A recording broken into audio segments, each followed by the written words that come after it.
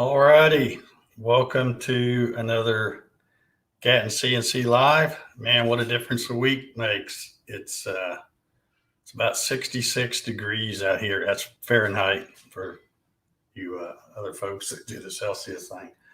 But yeah, nice and cool out here. Got the window open back there. No need for the fan to run. Feels pretty good out here. So welcome, and let's take a quick look and see who we got with us today. We got the birthday boy, Dave Clemens. He's here. Thomas Graham, Mark Lindsay CNC, Steve from Harnell Media, Mario's here, Paul Stewart, Dave Krause, Al is here. How you doing? Let's see. There's Gary Hammett, Robert Sams, Bob Sims, Hobby's Woodshop. This is Mike somebody, I think. Let's see.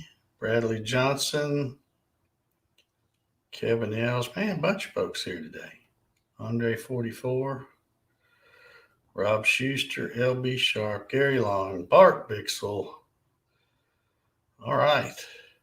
Yeah, 19 Celsius, I guess. Yeah. Thank you for the conversion there. So everybody else will know what it is. But yeah, 66, that's nice and cool. Perfect shop weather here. All right, today I had somebody, we were talking about UCCNC software last week, and I had somebody email me wanting to know about exact stop and constant velocity on the UCCNC. So I've run some tests today. I'm going to show you my results, and there's a little surprise in that too. I actually had to was scratching my head. I'm like, well, why can't I get this thing to mess up? I'm trying to make some examples to show when it's not running right, and I couldn't get it. And then I learned something new, and Mark Lindsay probably knew all about this, but I'm not a Vectric guru like he is. So I didn't think I ever unchecked that box. But anyway, I'll get to that in a minute. But let me go ahead and I'll add this to the stream. This is what I was running, this little shape here. Let's see, it's like 1, 2, 3, 4, 5, 6, 7 lines. And I got to running this, and I'll show you the test that I did. This is just a piece of 1/2-inch MDF that I had a little room on.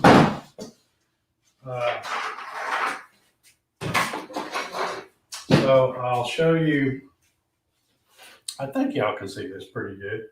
This is the first one I ran, and I ran this at 100 inches a minute, and I used exact stop. So it's, nice, and it's stop kind of, comes to a stop and goes. So you've got pretty sharp corners on this piece, which you would expect. On the next piece, this I ran at the same 100 inches a minute, but I turned on the constant velocity, and I had the angle setting for greater than 89 degrees, which is typically what I use. And it seems to work pretty well. I don't really see any obvious rounding. I mean, there's kind of hard to, I guess if I had to cut them all the way out and put a square on it, I might be able to see them a little better.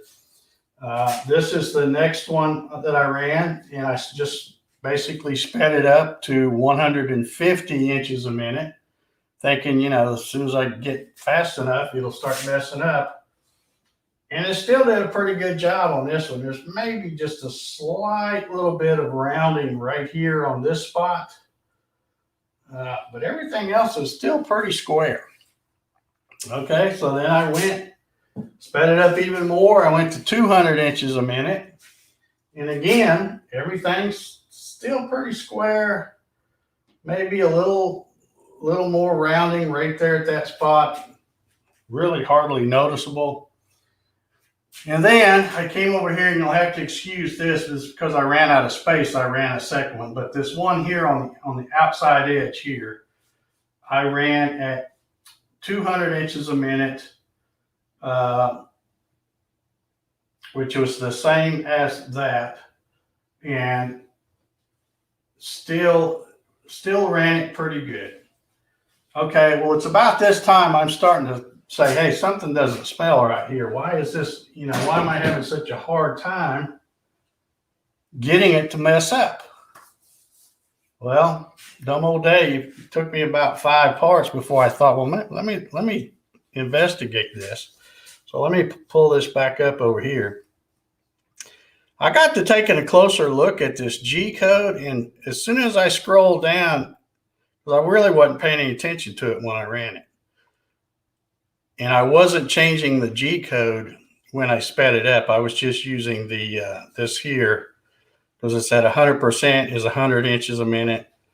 So 150 would be 150 inches a minute, and then 200% would be 200 inches a minute. So that's how I was speeding it up and down to run these. But as I start scrolling this down, I'm like, wait a minute. Why is there a G3, which is a counterclockwise arc, in something that I made out of 7 straight lines? So then I had to go back in the house, because the VCarve Pro that I have out here isn't the same version. That's a newer version in there, so I couldn't open up the file. So I go back in there and take a look at it, and again, Mark Lindsay probably already knows what I'm about to show you. And again, I couldn't load the part, but here you notice this test part has these corners. Well, if you come over here to down here where the ramp and all is, if you come to the corners, Vectric has a little box here that says sharp external corners. Well, it turns out that apparently when I got these newer versions of Vectric, they must like that by default unchecked. And I didn't even think about that. So when I programmed that first one, which was right here, you see all these G3s throughout this thing. So what it's doing is it's putting a little tiny arc on all those places. And that's why as I sped it up, I was still having trouble trying to get it to mess up. So I went back after I got inside, and I thought, okay, well, let me check that little box and put the sharp corners on it.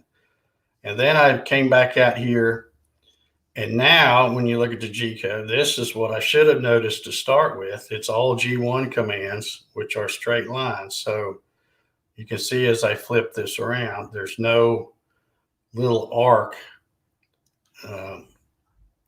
on those points. So then when I ran this one, that's why I was already out of space on this thing. So I just moved it over a little bit. But even at that, and this is again the only difference between this one and this one is this one was at greater than 89 degrees, and this one is greater than 90 degrees. So I changed it by 1 degree, but you can really see if I can get this over here closer. Trying to get, oh, well, I better get it. Better get it like this too. You won't be able to see it. But if you compare them, like I said, it's the same 200 inches a minute. The only difference is that 1 degree. But if you look right here, you can see that this is clearly rounded off, like there was a radius put in the drawing, and it's still pretty. So these first 5 were running that program that had that little box unchecked. And when I say little box, let me go back here. Make sure everybody knows what I'm talking about. This little box right here was unchecked. So it was, the difference is if you check that and post the code, then you'll get 7 lines. But if you uncheck it and post it, you get where it puts just a little radius on all these places. So I still didn't get it to mess up bad. I really thought it would mess up more than that, but it's still, I mean, even here you can tell there's a little bit of rounding, but here's the biggest spot. And I'm sure if I had cut these all the way out and put a square on them, I would be able to tell that there's maybe a little rounding there too. But anyway, that is how the constant velocity works. And let me pull this back up over here so y'all can see how this works in UCCNC. If you go to configuration, it's right here on this general settings page. And you can see, you got your exact stop, constant velocity. You can see I've since changed it back to 89 degrees, which is what I had. And then you have look ahead lines count, linear error max of 30 thousandths, linear addition length max. I'm not going to go into a lot of detail to try to explain this because I'm sure I'd probably confuse everybody, plus confuse myself. But the manual for the UCCNC software, and you can do all of this in Mach 3 too. But I think the manual for UCCNC seems to go in a lot more detail. Okay, yeah, Mark's just confirmed what I was suspicious of. I'm guessing, Mark, because, I don't program that much stuff. The programs I run every day, it's stuff has been programmed for 4 years. So, when they had that last big thing of Vectric, if you install that and by default it's unchecked, I'm not even going to notice it because, as you can see, most of the time it puts such a tiny radius on there just to help with the constant velocity thing that you don't, at least my old eyes can't even see it that much. So it's now for those of you who aren't using Vectric, that might be a problem. But if you're using Vectric, and a lot of people are, that's kind of a handy little thing to leave unchecked if you can deal with that little bit of a radius. Because as you can see, again, let me get this one here. Because this one here that I ran, this first one up here, it's really pretty darn good. And it was running at 200 inches a minute. So couldn't really get it to mess up until I went and redid the program and took those little radii out of there. So that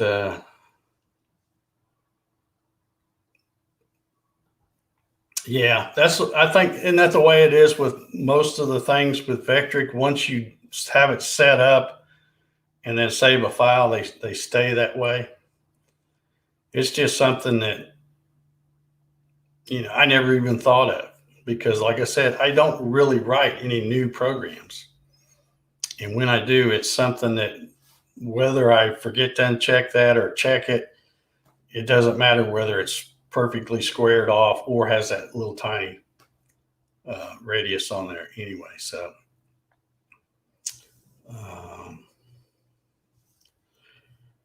let's see, did I miss anything here?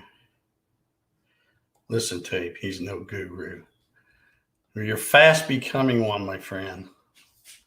Fast becoming one if you're not already. Rob says, I had problems a while back with the V-carb inlay, and I have had that box unchecked. Now I need to go back and see if that was the issue. Well, yeah, it might very well be, Rob, because if you, like I said, if you leave it unchecked, it's going to put those G2 or G3, the clockwise or counterclockwise radii in there. So, which is kind of neat, really, the way, for them to have that kind of an automatic thing, because it does help speed up a lot of things. Because the exact stop is just painfully slow. It's like, it's exactly what they call it. It all stops and then moves the other way. So that, I don't guess anybody's going to have any questions about that, because like I said, I was really hoping to get some stuff. But again, let me open this up over here again. They really go into some detail, explaining the stop at angle degrees, all the things you would need to know to set these things up the correct way. And I'm thinking a lot of this stuff, I don't remember setting any of this up other than making sure the angle was 89. And, that was checked, the constant velocity mode. I don't even know if I did the look ahead lines. I would suspect that probably all of this stuff down here was the default settings for UCCNC, because I certainly don't remember setting any of that up. And if just to show, let me go ahead and exit out of this one. Does anybody got any questions before I guess not. I'm going to go ahead and close out of this. And I'll see if I can. I don't think I could open Mach 3 and this at the same time, because they're both using the UC100, because I'm using this computer that I'm streaming with to run this.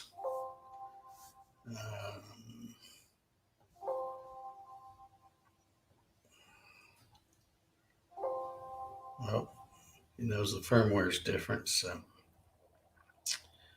we'll update that real quick. Okay, now I'll move this over here. I knew it was going to do that. So to set basically the same thing, you can go to that general configuration page on Mach 3. And man, you can't make this thing any bigger either. But you can see here it has the box checked for stop constant velocity on an angle of greater than 89 degrees. And then you also have, I think that's you got your tolerance. You can check that. See, I don't even have that checked. But see, they have more settings in the UCCNC than they do the Mach 3.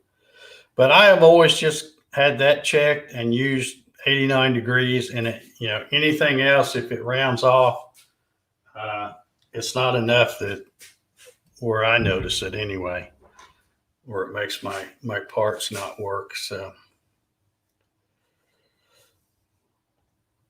yeah, that's a good point, Mark. Let me bring that up again. Yeah, see, this path that I double clicked on here was the profile. If you go to the pocket one, you're not going to find it. It's only on the profile where you've got the ramp, leads, order, start, and all that. And of course, it's buried on the end here. So I never bothered looking at it. And as far as I can tell, as far as the stuff I run, it doesn't make any difference, because, coming from a sheet metal background like I do, we were always taught to, unless it's something that just absolutely has to have a squared off corner, you would want to add a small radius like 30 thousandths or a 64th radius, 0.015 or something like that. Just because when you got a 4,000 watt laser and it tries to do a square corner, unless you do a loop, in a loop, um, on something like that. And you could program something like that for a router, but it's kind of useless. You know, lasers, and when I say laser, I'm not talking about the little JTech or Xylotech or Ox laser or anything like that. I'm talking about a big 3,000-4,000 watt laser that's cutting metal. But what a loop would do is it would come past here and then swing around and come straight in that way. If you had to have something that absolutely had to have a squared off corner. But on most things, on most laser parts, you always add a radius on the corners anyway. And a lot of the software you use to program that kind of stuff has a little box you can just check and say add a radius and tell it how big one you want to put on there, and it will put it on there automatically. Because with a 4,000 watt laser, if you got that little bit of radius on there, it doesn't have to slow down. It can keep going right around the corner, you know. But if you leave it off and try to do a square corner like that without a loop, it burns the corner off anyway. And it doesn't burn it off consistent. So it's not a nice radius like it would be if you put a radius on there. It just kind of melts it off. It, you know, and you get a bunch of slag on the corner and stuff. So that's, yeah, 3D carving, I think, is another reason why they probably added that. And when I say they, I'm talking about Vectric. But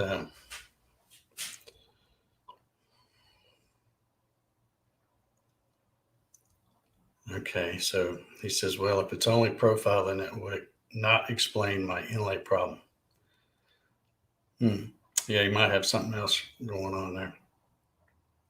But anything else? I tell you, because I was spending so much time fooling with that, I have not even taken a look at the that cam stuff on the UCCNC. And if nobody wants me to do it, I'm not going to bother doing it because I don't think many people would use it anyway.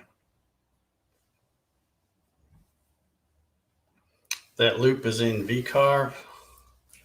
They call it a plasma drag knife fillet. Okay, let me go pull that back up. So here again, I don't know. I don't know anything about that. I don't ever program anything new. Let's see. So it's in the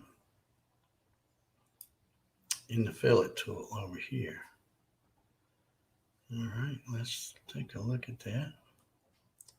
Let me pull that up. Yeah, right here is where Mark's talking about. Whoops, I'm over here. I'm pointing like you can see. Now you can see it. Right here, plasma drag knife fillet. These extend the fillets that are used for machining past a corner when using plasma tools or drag knives. Excellent. Yeah. Yeah, that makes perfect sense. I see Vectric's really coming along, adding stuff for the plasma and the drag knife and even the small lasers and stuff. And, you know, usually when I get a you know how when you, well, like right here, if you look on this one, you can see, well, maybe you can't because of the logo. Up here in the corner, it's already telling me, and this one's way behind the other computers I have, but I don't use this one for anything but live streaming, so I don't, haven't bothered updating yet. But, you know, I just get the update and I'm like, yeah, okay, I got the newest thing. And yeah, Mark says time to expand, make a bog chair or something. Well, I'm thinking I may try to make a yoke, the little thing. I was watching some videos after this morning's coffee session, and I might be able to find enough videos to help me out making something like that. So I may take a look at that. And if I do, I'll have to program with some of that newfangled stuff you're talking about there. All right, Earl's getting off work. Good deal. Good deal. All right, guys. Well, that's about all I had today. Really wasn't much of much of a thing. The biggest thing is if you, let me pull this back. Oh, did I? Oh, I closed that out. That's right. Well, I'll open it back up.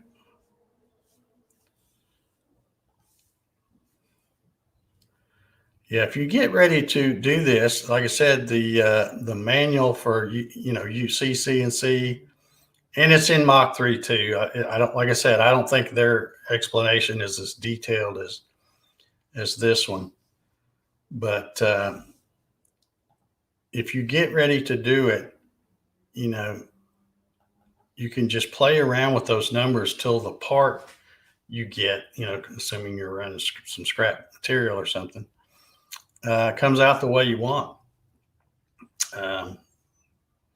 But it looks like the UCCNC software is very forgiving with their default settings on that. And like I said, the only one I've ever checked, and it may have been default too, but is the 89 degrees. Because you notice that, like when I showed this earlier, let's see, let me get this back up.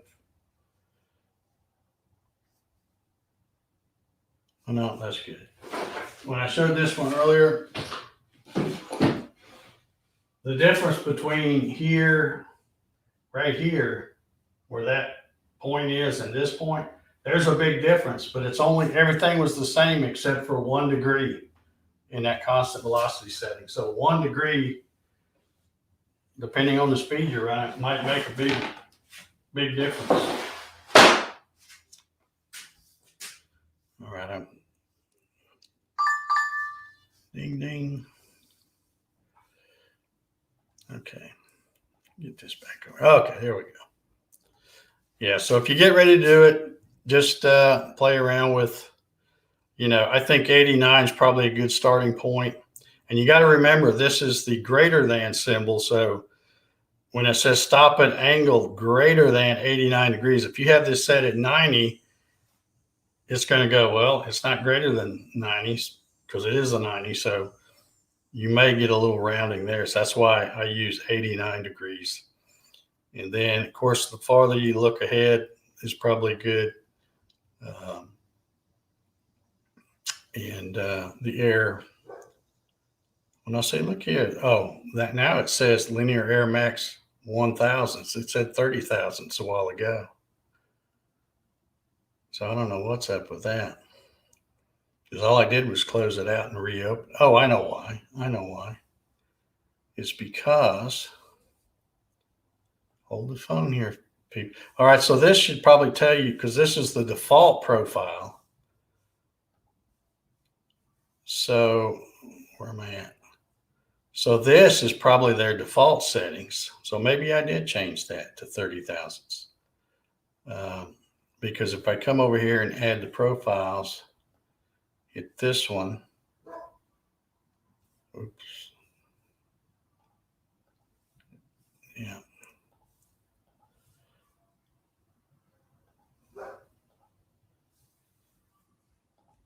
And then come over here to that. Yeah, there's my 30 thousandths back. So anyway, it runs really good on this. So you might, if you're in Mach 3 or whatever kind of software, you may try to use some similar settings there. That seems to work really good.